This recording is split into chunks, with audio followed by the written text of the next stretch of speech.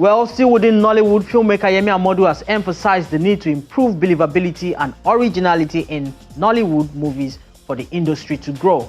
The movie producer, with some already successful titles to his name, told me recently that the secret to making a very good movie is ensuring that the audience is captured by its believability. He also spoke about his upcoming star-studded epic story, Aduni Ogidambiri.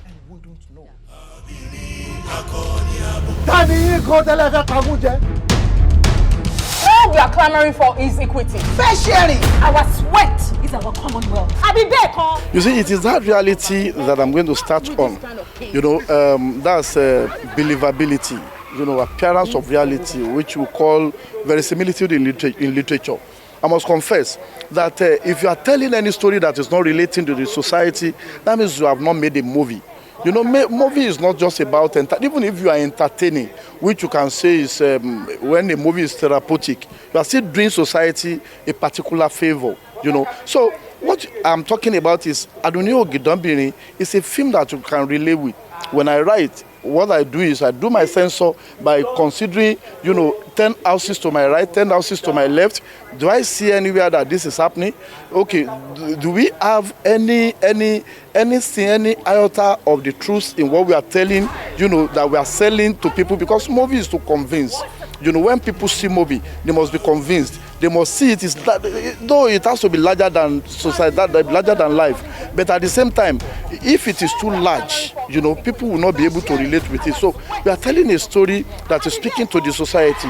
If you remember Shadow Parties, we talked to the society on the evil, on the menace of intertribal war, internecine, and so on. So this Aduni Ogidambiri is speaking against corruption, speaking against gender equality. In those days, when we have Oko as our treasure in Yoruba land, some people, or let me say in South, or what we call Western region, some people were engaged in the corruption, trying as much as possible in those days to make sure that what belongs to so many people, our commonwealth, are being shared by a very micro set of people, by very selfish set of people. So with that, we come out to say, okay, let us mythologize this into a good story that will speak into the society, that will expose the evil in corruption.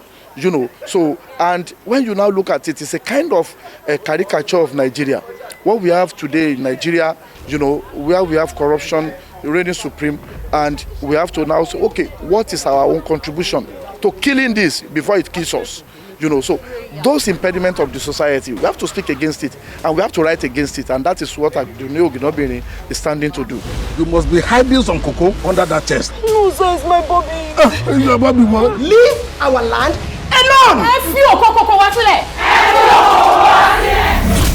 So because now your wife has been released, we're supposed to just stop this fight? Romoke, stop it. Stop what? Is there anything you know about Aduni that we don't know? It is dated in 50s. Yes, we have records.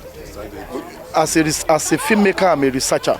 We must research into what are those things that were invoked then, that people were using, the kind of hair, the kind of necklace, the kind of dress, the way they speak, because they don't speak, modern English, So we have to make sure that we watch their place and manner of articulation, the way they were articulating their words.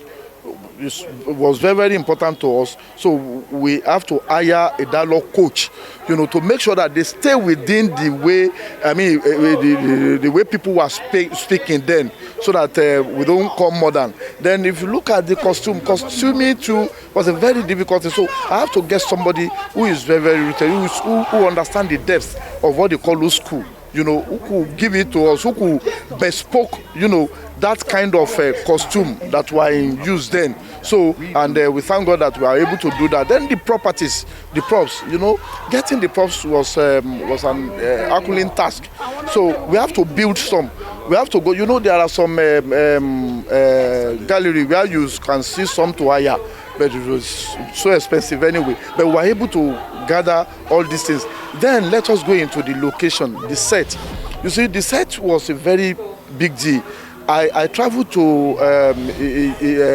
Ijebu-Jesha. Yeah, I almost concluded arrangement there before I discovered that some things were missing. We have to travel around the southwest before God then located somewhere for us around an outskirts of Ibadan, Nollywood local government. So that was where we were able to finally find our set. And if by the time you watch the movie, you will see that we bring it to very close to reality. If people will criticize us, it will be very minimal.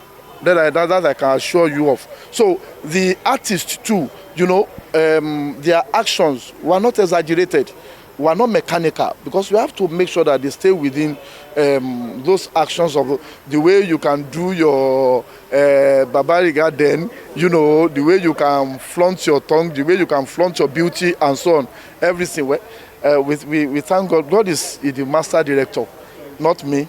So I thank